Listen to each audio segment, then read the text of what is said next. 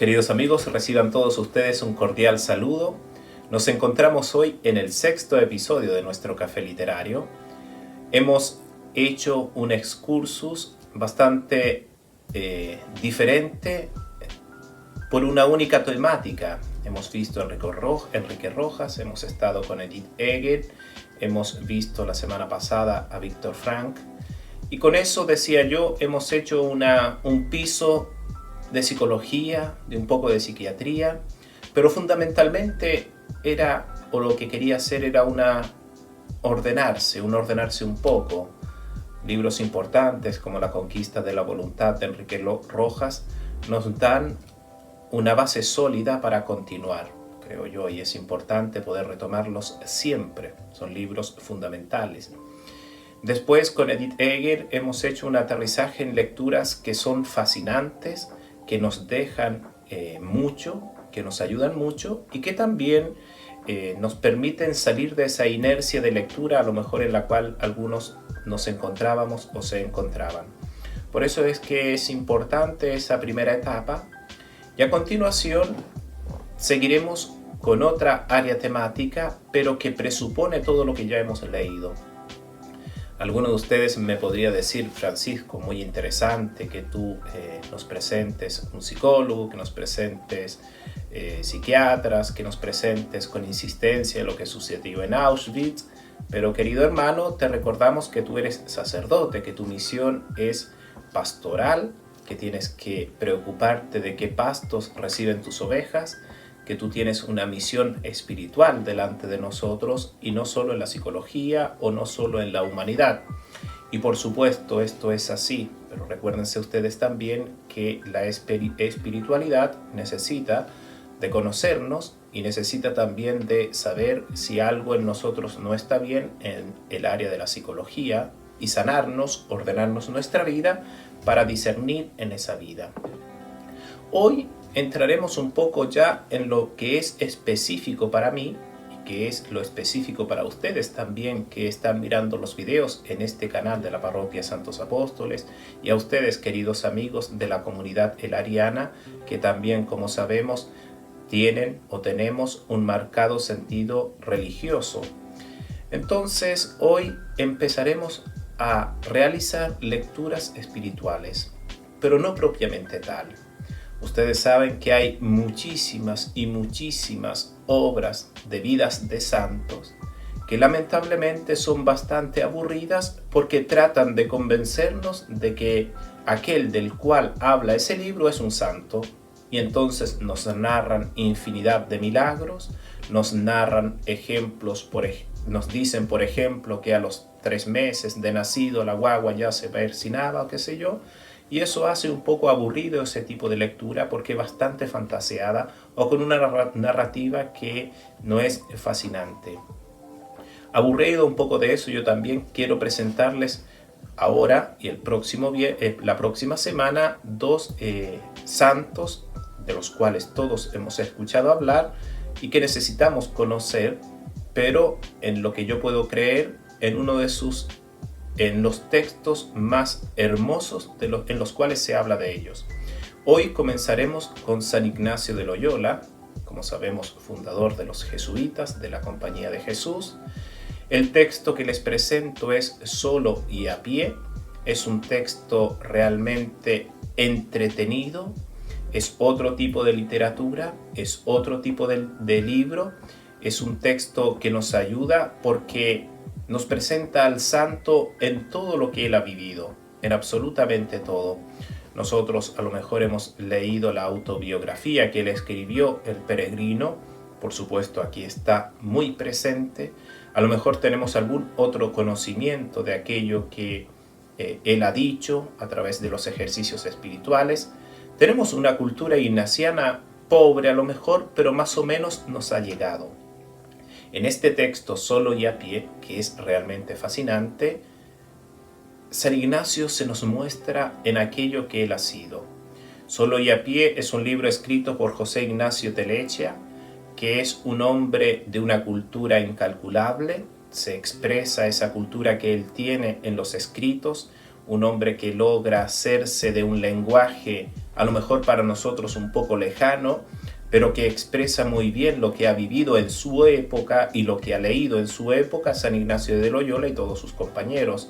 Entonces entramos en ese español de la época, en esa literatura que ya está un poco lejana en los siglos, pero de la cual también necesitamos. Toda la vida de San Ignacio se nos presenta. A lo mejor, si lo desean, podrían leer el libro El Peregrino antes de leer este, pero no es absolutamente necesario. El Peregrino es el texto autobiográfico de San Ignacio, donde él se presenta como un peregrino. Un poco es recogido ya en el título de este texto. Algunos han presentado históricamente a San Ignacio como casi un caballero de cruzadas, y este autor en su título nos lo presenta solo y a pie, caminando después de su movimiento interior para la conversión, peregrino en Montserrat y todo más o menos lo que se siente de lo que ya hemos escuchado sobre su historia. Es un libro entonces que es necesario leer. Es un libro que es necesario conseguirse, es una edición bonita, es un libro sólido, es un libro que se lee y es un libro que también se puede releer en varias oportunidades. Quisiera presentarles más que todo lo que es su vida, para eso está el texto, una parte importante en la vida de Ignacio, que es uno de sus frutos más grandes que él ha obtenido como gracia del Señor y que ha logrado entregárnoslo también a nosotros, hombres hoy confinados. Hay muchas páginas que podría haber elegido para presentárselas, pero quisiera quedarme con el momento de su conversión, que es algo en lo cual todos los predicadores nos invitan a mirar, que tenemos que convertirnos. San Ignacio hace algo que deberíamos hacer también nosotros, mirar a los modelos que nosotros tenemos en la vida espiritual, que son los santos. Miremos cómo habla Ignacio en este texto, cómo expresa este autor la vida de Ignacio en el momento de su conversión. San Ignacio se decía: Santo Domingo hizo esto, pues yo lo tengo que hacer. San Francisco hizo esto, pues yo lo tengo que hacer. Este es un párrafo admirable, dice nuestro autor, para detectar la semántica del deseo, de que habla Paul Ricoeur. Hasta en esa gradación entre el si yo lo hiciese, el yo lo tengo que hacer. Íñigo, así llama el autor, así se llama San Ignacio en esa época, vislumbra las cimas de la santidad en dos modelos destacados de la rica galería de Flor Santorum, de la flor de las santidades. La santidad es lo arduo y lo dificultoso, y es algo que hay que hacer. El caballero andante, a lo humano, a lo divino, es el poeta de la acción. Interesante. Veamos cómo se aterriza este deseo de imitar a los santos y de hacer cosas de santos. Porque muchas veces nosotros llevamos una concepción de la santidad media espiritualizante, un poco inaferrable. La santidad es como algo conceptual. Tengo que adherir a la idea de Dios. Y no es tan así. Este aterrizaje a la realidad, a aquello que hago, es nuestra falencia. Y San Ignacio, ¿cómo logra entrar con discernimiento y con una dramaticidad de realidad que es necesaria, que en ella es necesaria que también nosotros entremos? El punto central de esta obra, a mi modo de ver, está a continuación. En la experiencia de Ignacio, los sueños mundanos, las caballerías y todo eso, los sueños mundanos que le deleitan mientras de ellos alimentaba su espíritu, cuando después de cansado los abandonaba, le dejaban seco y descontento.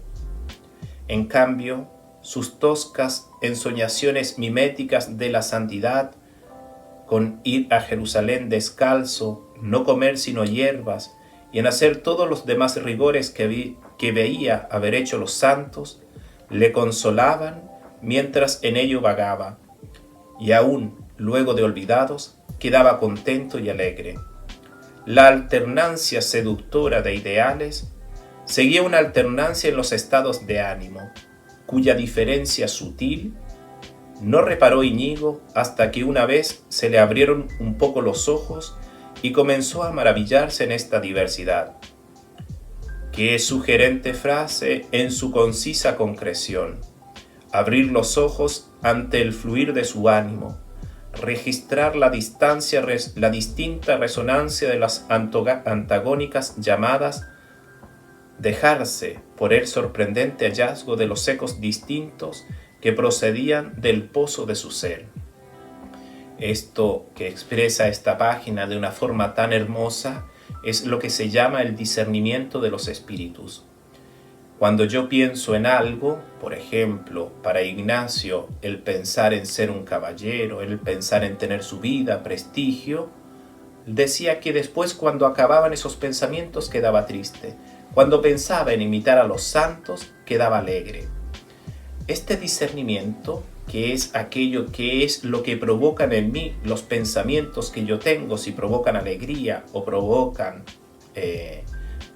tristeza, es ese discernimiento que nosotros también tenemos que hacer para convertirnos y para poder hacer las cosas buenas que es necesario que nosotros hagamos. Qué bello sería, por ejemplo, pensar en nuestra vida diferente, un poco más austera, un poco más simple, un poco más desapegada de los bienes. Y cuando pensamos en estas cosas, nuestro espíritu florece y la alegría se nos hace más cercana.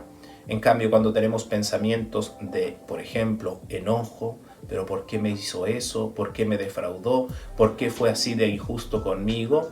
Eso provoca tristeza a mi espíritu y me hace estar mal. Por ahí va la cosa. Es algo muy profundo, es algo que con esta lectura se puede crecer.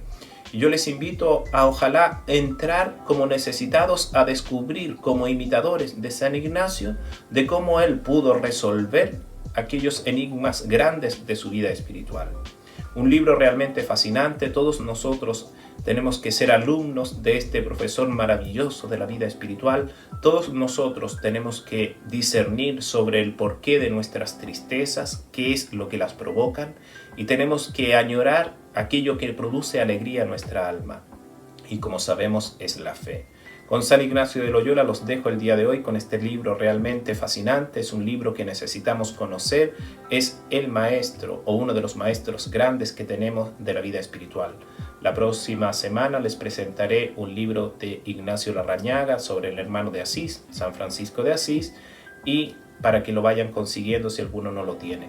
A ustedes les deseo que estén muy bien, les deseo que puedan leer, les deseo que puedan conocer los santos, y este es un texto que nos permite empezar con pie derecho. Que tengan una buena semana y que Dios les bendiga.